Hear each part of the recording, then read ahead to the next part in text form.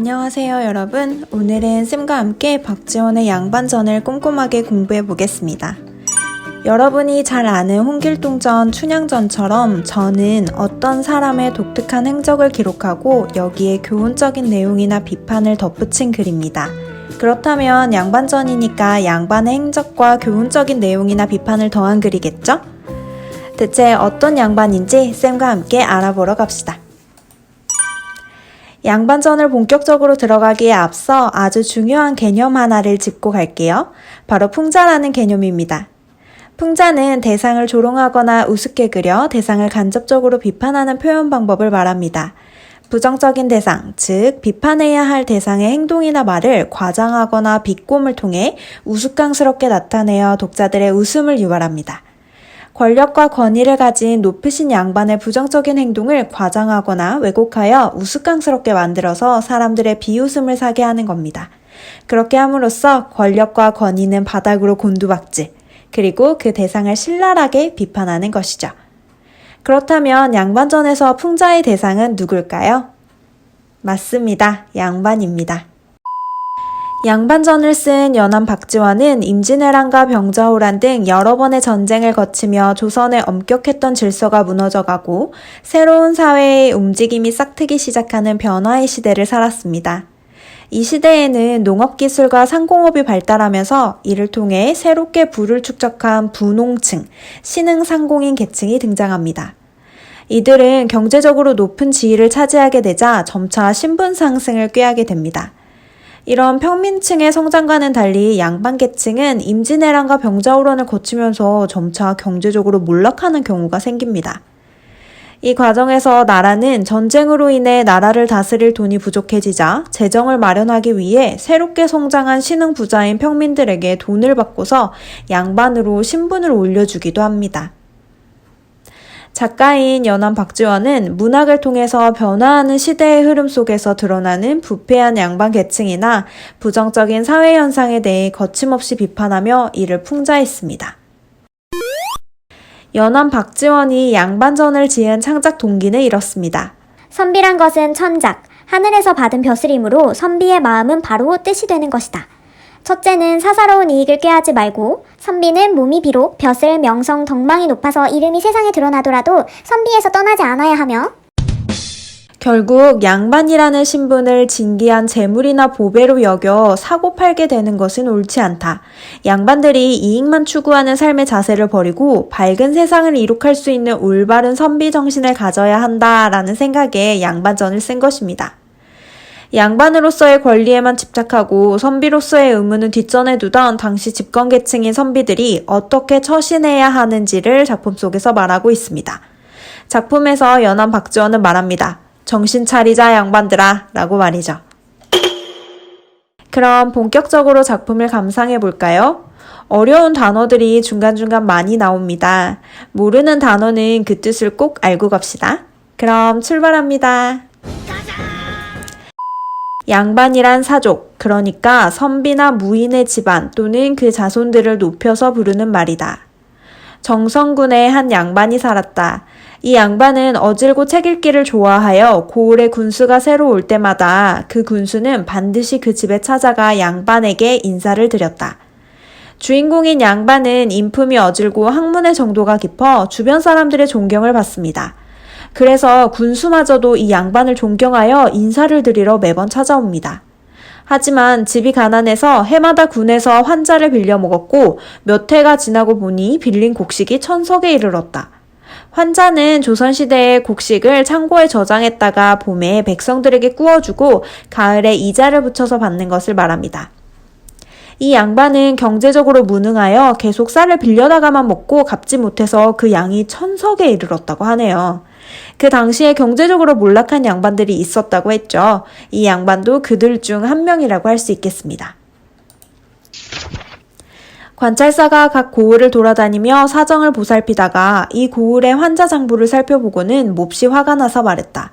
어떤 놈의 양반이 관아곡식을 이처럼 축냈단 말이냐. 관찰사는 양반을 옥에 가두도록 명령했지만 군수는 양반이 가난해서 빌린 곡식을 갚을 길이 없는 형편임을 딱하게 여겨 가두지 못했습니다. 군수는 같은 양반으로서 양반의 처지를 동정하고 불쌍히 여겼겠죠? 그렇지만 경제적 능력이 없는 양반이 빚진 1천석을 갚을 방법도 찾을 수가 없었죠. 능력이 없는 이 양반은 밤낮 울기만 할 뿐 현실적으로 문제를 해결할 방법이 없습니다. 울기만 하는 양반이라니 애잔한 마음이 들기도 하지만 자신의 문제를 해결할 생각은 하지 않고 울고만 있는 모습이 참 한심하기도 합니다. 우스꽝스럽기도 하고요. 이 부분은 현실 문제를 해결하지 못하고 속수무책의 상황에 놓인 경제적으로 무능한 양반을 풍자하고 있다고 볼 수 있습니다. 그러자 양반의 아내가 나무랐다. 당신은 책 읽기는 좋아하지만 환자 갚는 데는 책으로 쌓은 학식이 아무 소용 없구려. 쯧쯧. 양반은 한 푼어치도 안 되는구려.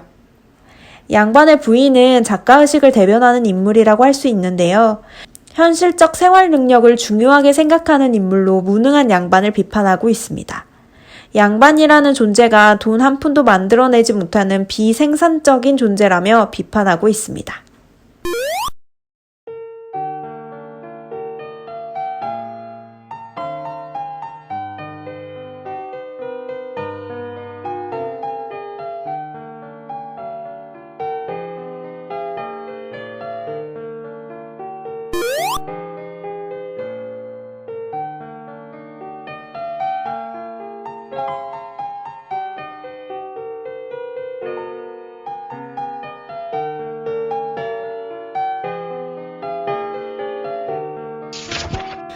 한편 그 마을의 부자가 가족들과 상의를 하며 이렇게 말했다.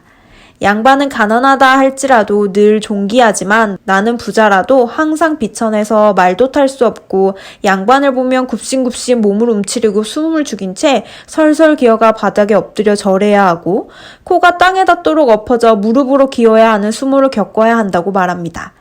이 부분은 부자가 양반 신분을 사려는 주요 동기라고 할 수 있습니다.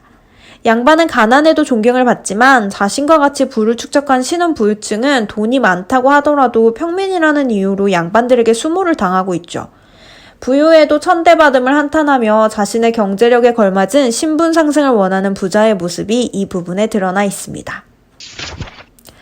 지금 양반 하나가 가난해서 환자를 갚지 못하다가 큰 곤욕을 치르게 생겼으니 필시 양반 신분을 유지하지 못할 듯하다. 그러니 내가 그 양반 신분을 사서 가지기를 원한다. 돈으로 신분을 사고 팔았던 당시의 사회 문화적 상황이 드러난 부분이라고 할 수 있죠.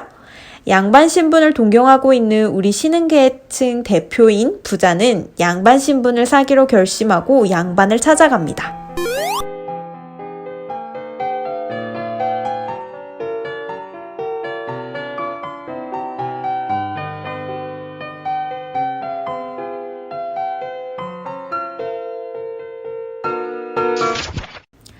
부자의 제안에 양반은 몹시 기뻐합니다.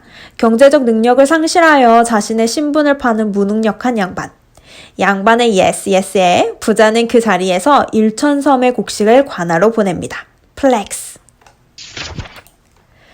이 사실을 모르는 군수는 깜짝 놀라 양반의 집을 찾아갑니다. 그리고 어찌된 사정이냐고 묻죠. 이때 양반은 번거지를 쓰고 잠방이를 입은 채 군수를 길에 엎드려서 맞이합니다. 그리고 자신을 소인이라고 칭하며 군수와 눈을 마주치지 못합니다. 왜 그럴까요, 여러분?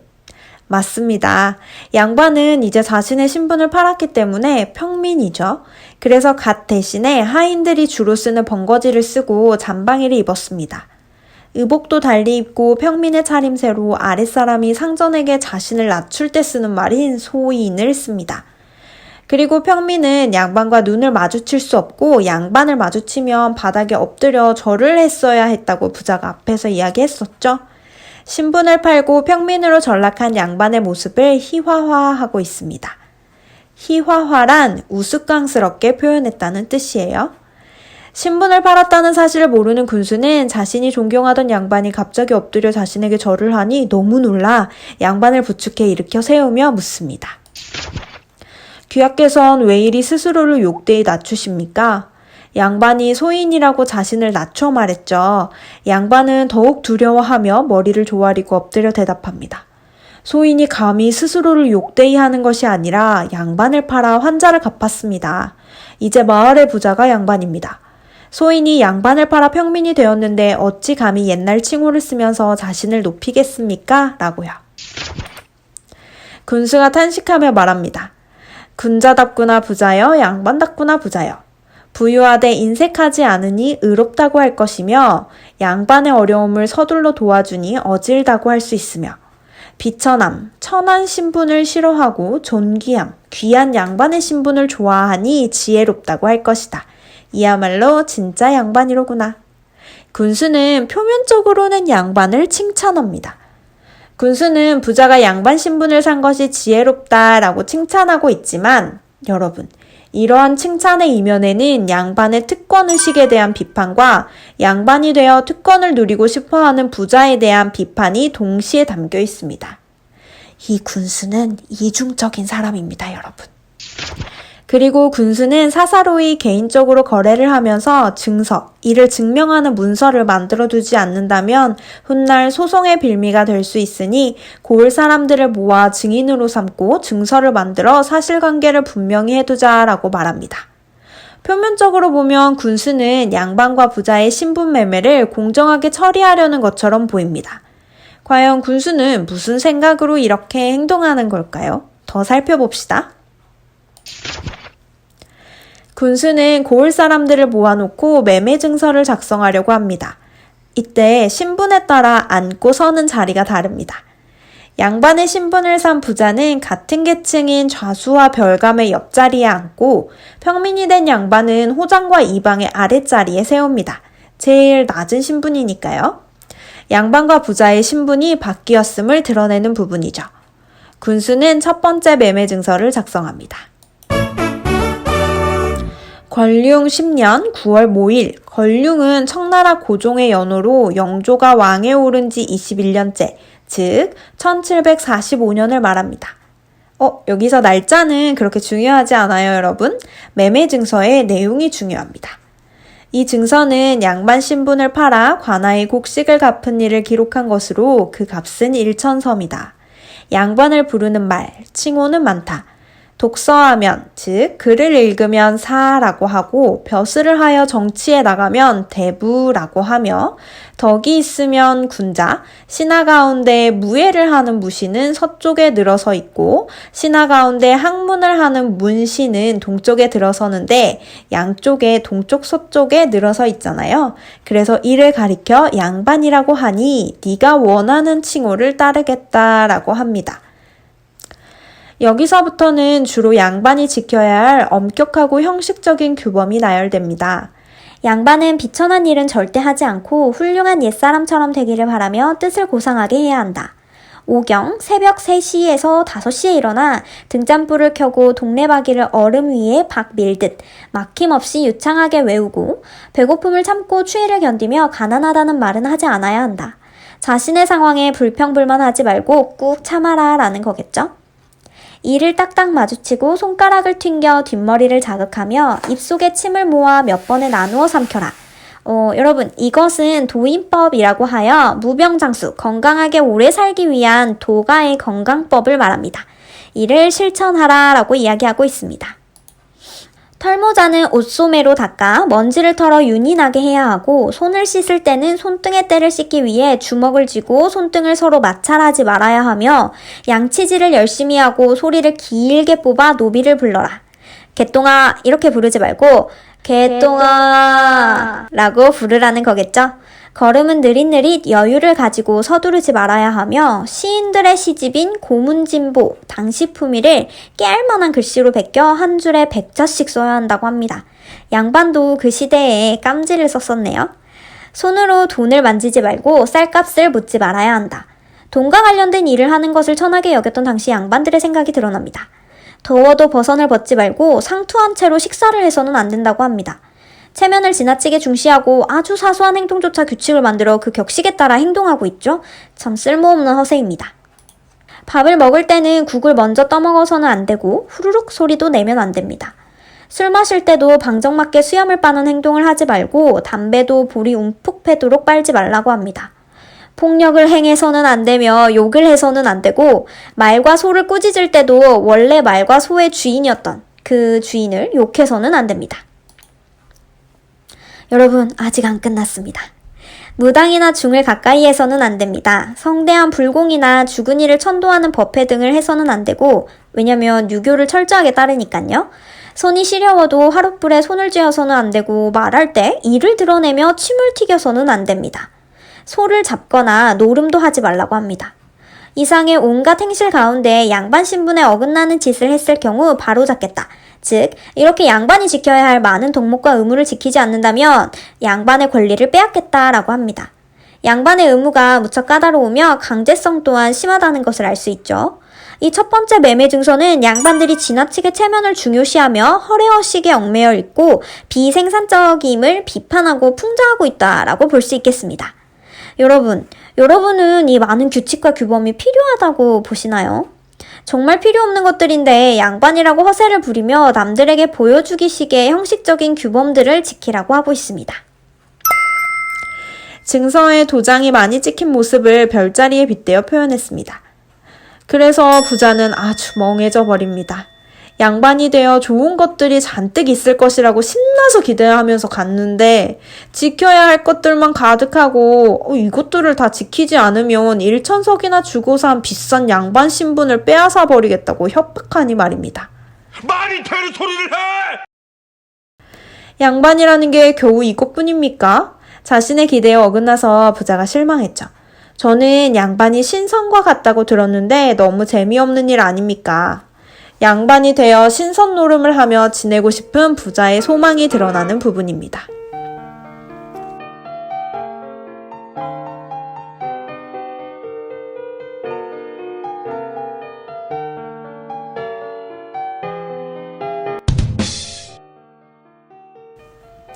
하늘이 백성을 만들 때 산홍공상이라 하여 4가지 신분의 백성이 있는 바, 그 4가지 신분 중에 가장 귀한 것이 사인데 이를 일러 양반이라 하며 그 이로움이 아주 막대하다, 아주 크다라는 뜻입니다. 산홍공상은 선비, 농부, 공장, 상인 등 4가지 신분을 아울러 이루는 말인데요. 이때 공장은 좀 낯설죠, 여러분? 공장은 손으로 무언가를 만드는 일을 하는 사람을 말합니다. 이 넷 중에 가장 귀한 것은 바로 선비인 양반이겠죠? 양반은 나머지 세 신분처럼 농사 장사 등을 하지 않고 글 공부를 합니다. 그리고 과거 시험을 보면 문과급제요, 작게 되더라도 진사급제를 하게 됩니다. 이때 진사는 조선시대의 과거 시험의 예비 시험격인 속과의 복시에 합격한 사람에게 준 칭호 또는 그런 사람을 말합니다. 문과에 합격하면 홍패라고 하여 붉은색의 합격증을 줍니다. 이것은 크기가 이척, 아주 작지만 그 안에 온갖 물건이 구비되어 있으니 돈자루라고 합니다. 벼슬에만 합격하면 돈을 쉽게 벌 수 있음을 이 부분에서 밝히고 있습니다. 양반들이 권력을 이용해서 부당한 방법으로 재물을 축적한 것을 우회적으로 비판하고 있는 것이죠. 30살에 예비시험인 속과에 합격하여 진사가 돼 간직에 나가더라도 이름만 음관, 즉 과거를 거치지 않고 조상의 공덕에 의해 벼슬을 맡을 수 있고 지위가 높아질 수 있다라고 말하고 있습니다. 할아버지나 아버지가 벼슬을 했다면 그 아들과 손자는 과거 시험을 보지 않아도 혹은 과거 시험에 합격하지 못했더라도 벼슬을 할 수 있다는 말입니다. 권력이 세습되고 있죠. 풍류를 즐기며 아래 것들을 시키면 되니 움직이지 않아서 배에 살이 찌며 방에는 기생이 귀고리가 떨어져 있고 학을 반려동물로 키웁니다. 양반들이 일하지 않고 무의도식하며 향락에 젖어 백성들의 삶을 외면하고 있는 거죠. 쓰레기는 제거해야 돼. 경제적으로 빈곤한 선비도 제멋대로 백성들에게 횡포를 부릴 수 있는데 이웃집 소를 뺏어다가 제 논을 먼저 갈아도 되고 백성들을 마음대로 부려 자신의 논밭에 김을 매게 합니다. 백성들은 이렇게 부당한 양반의 횡포에도 아무 말도 할 수 없습니다. 이 부분은 백성에 대한 양반의 횡포를 구체적으로 보여주고 있는 부분입니다. 이 모든 것들은 양반이 누릴 수 있는 특별한 권리처럼 보이지만 사실은 양반들의 수탈과 백성들에게 가하는 횡포를 풍자하고 비판하고 있는 겁니다. 호의가 계속되면은 그게 권리인 줄 알아요. 증서를 작성하는 중간에 부자가 혀를 내두르며 증서 작성을 멈춥니다. 이때 혀를 내두르다는 몹시 놀라거나 어이없어서 말을 못하다 라는 뜻입니다. 그만두세요, 그만둬. 맹랑하기도 합니다. 이때 맹랑은 허무하다 라는 뜻이죠. 장차 나를 도둑놈으로 만들 셈입니까? 라는 부자의 말에는 양반에 대한 직접적인 비난이 담겨 있습니다. 이 작품에서 신랄한 풍자가 절정에 달한 부분이라고 할 수 있어요. 부자는 양반의 횡포를 듣고 양반 되기를 포기하면서 도둑놈이라고 양반을 직접적으로 비판합니다. 이것은 양반 노릇이 인간으로서 차마 할 수 없는 일이라는 작가의 의식이 반영된 말입니다. 작가는 부자의 입을 통해 양반이 지니는 특권을 비판하면서 백성들을 함부로 괴롭히는 양반을 신랄하게 풍자합니다. 박지원은 이 작품을 통해 무능력하게 무의도식하면서 평민들에게 횡포를 부리는 양반을 통렬하게 비판, 풍자하고 있습니다. 그리고 이와 더불어 양반의 특권의식을 선망하여 신분 상승을 노리는 평민 계급에 대한 비판의식도 함께 드러내고 있습니다. 그러면 간략하게 인물에 대해서 정리를 해볼까요?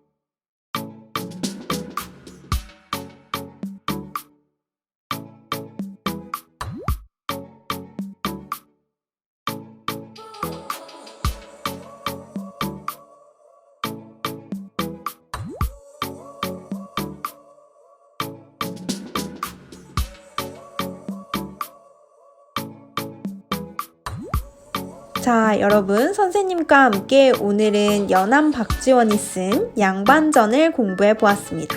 그럼 다음 시간에 또 재미있는 작품으로 찾아뵙겠습니다. 그럼 다음 시간에 만나요. 안녕!